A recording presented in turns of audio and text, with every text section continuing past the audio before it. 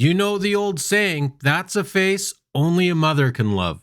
Well, this is an earnings chart that only microcap investors can love. Any dividend investors, index investors, Boglehead investors, Berkshire Hathaway investors would look at this and just consider me, I can't say it on YouTube. But it's this, the last 6 months of this company's life that has me excited. Welcome to Common Sense Investing. My name is Cameron, and as always, I look to introduce to you investors one new microcap stock per week, talking about some of the potential rewards of investing in this stock and potential risk of investing in this stock. And today I would like to introduce you to Enwave Corporation. Dry, better, faster. Enwave is a global leader in the innovation application of vacuum microwave dehydration, trading under these tickers here in Canada and the United States.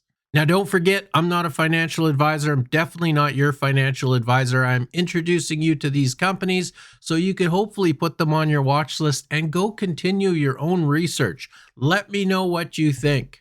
And before you form that opinion, you probably want to know a little bit more exactly what Enwave does. Enwave is talking about the problem with legacy commercial drying, which is the industry sector that they're in for food, for cannabis, and for pharmaceutical production. They're saying that traditional methods of freeze drying, air drying, and other incumbents aren't enough to meet industry needs. There's no innovation, there's no growth, it takes too long, it takes too much space, and the results are underwhelming. So this is the problem.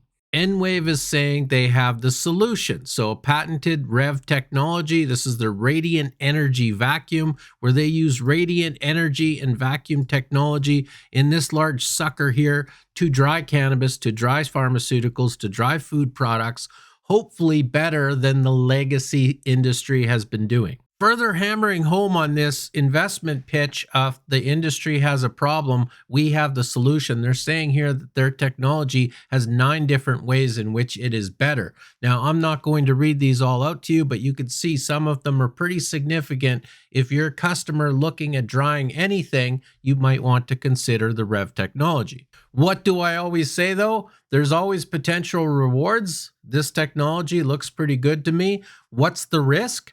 Company share price technicals has gone down 85% in the past 5 years, down from all-time highs of basically $1.50 Canadian, trading right now for around 21 cents. This stock has to be considered beat up, and long-term shareholders cannot be happy with Enwave right now. So what has changed? Because this is sometimes what I'm looking for. A company that was not good last year all of a sudden has a change, hit some form of inflection point where they are better this year.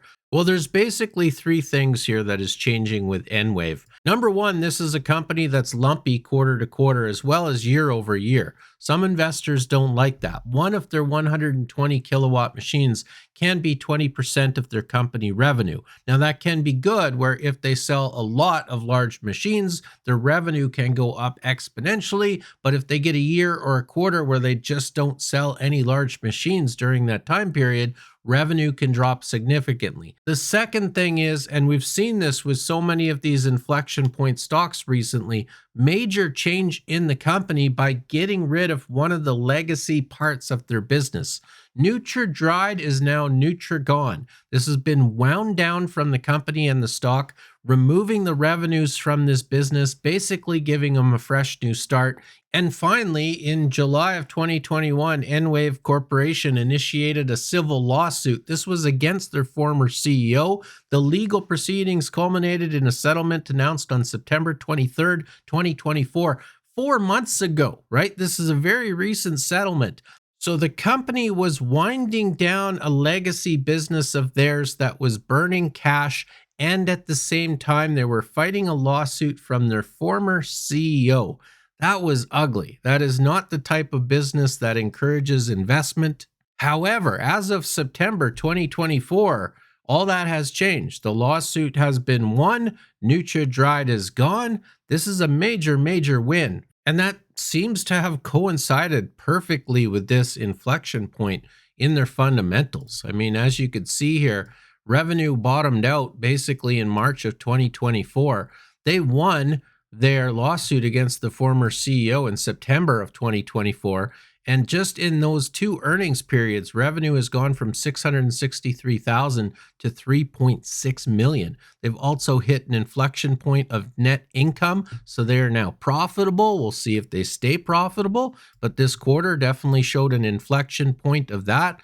They have basically no share dilution. Here's the most recent highlights from Guru Focus on Enwave's Q4 earnings call, talking about revenue up 149% from last year, royalties up 69%, adjusted EBITDA positive $450,000 compared to a loss last year, making net income and gross margin up to 40% from 29%. So all significant improvement.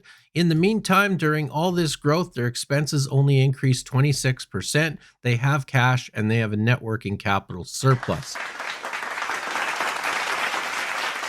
So how are they getting this growth and what are the royalties that they're talking about? Very simple three-step sales process where their technology begins with collaborative research and development. This takes 3 to 12 months. This does not bring them a lot of revenue until they get to the license and rollout stage after 6 or 12 months. And then after that, they start collecting royalties and perpetual support recurring revenue for this company. How this works in their earnings is companies purchase this smaller machine. This is the 10 kilowatt machine for about $300,000, not a lot of money. They do research and development, or if very, very, very small companies purchase it.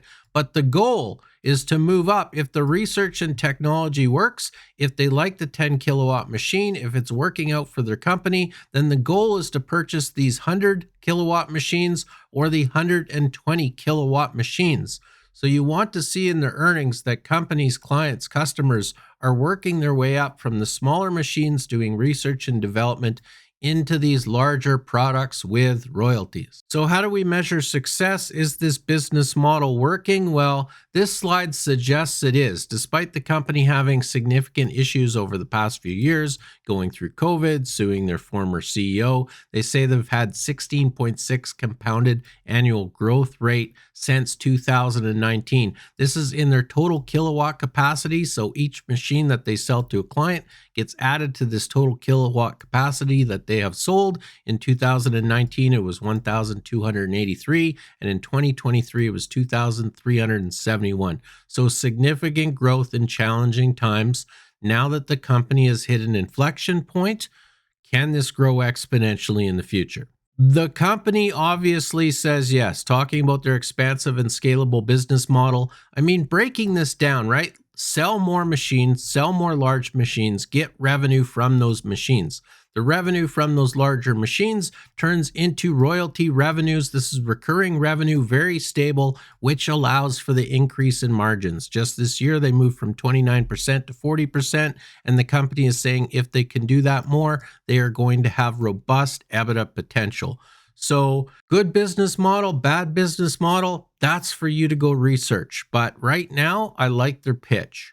The company has had a tough time. I've identified in my mind what I think are all the risks of Enwave Corporation, but if you look at the potential rewards, at least very recently in the past 3 to 6 months, revenue is trending up, earnings are trending up, cash is trending up, valuation even is trending up as more and more people notice this stock. Yes, share price is down 85% over the past 5 years and even down 14% on the year. But recently, this company is getting noticed. I think they've hit an inflection point.